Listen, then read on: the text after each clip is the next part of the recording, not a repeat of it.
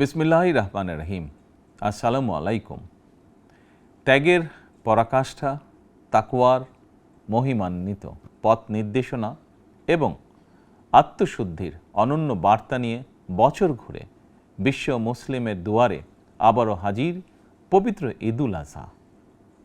বাংলাদেশ সহ বিশ্ব মুসলিমের প্রতি পবিত্র ঈদুল আজহার শুভেচ্ছা। দল, মত, ধর্ম, বর্ণ নির্বিশেষে দেশবাসীকে পবিত্র ঈদের শুভেচ্ছা জানাই। ঈদ মোবারক।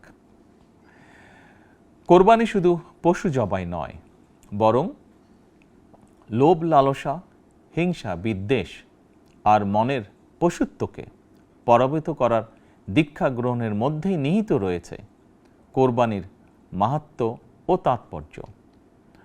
আল্লাহর শ্রেষ্ঠত্ব ঘোষণা করে নিজেকে আল্লাহর কাছে সমর্পণের এই উৎসব আমাদেরকে ত্যাগের মহিমায় উদ্ভাসিত করবে, সত্য সুন্দরের দিকে ধাবিত করবে।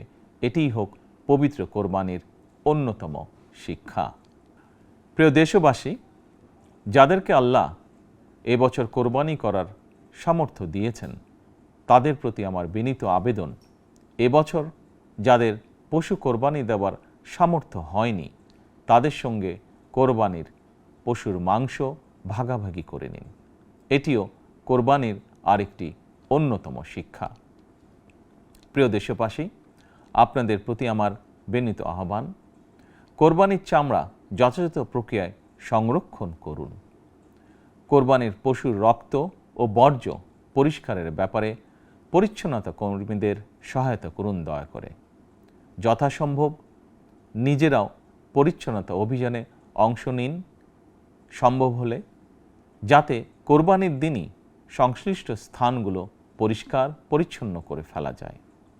পবিত্র ঈদে কায় মনোবাক্যে আল্লাহর দরবারে প্রার্থনা, তিনি যেন আমাদের মাতৃভূমিসহ সমগ্র মুসলিম বিশ্ব ও মানব জাতির জন্য শান্তি, নিরাপত্তা ও স্থিতিশীলতা দান করেন।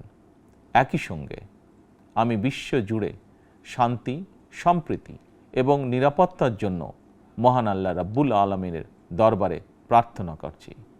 প্রিয় দেশবাসী, আবারও আপনাদেরকে ঈদুল আজহার শুভেচ্ছা জানাই। ঈদ মোবারক।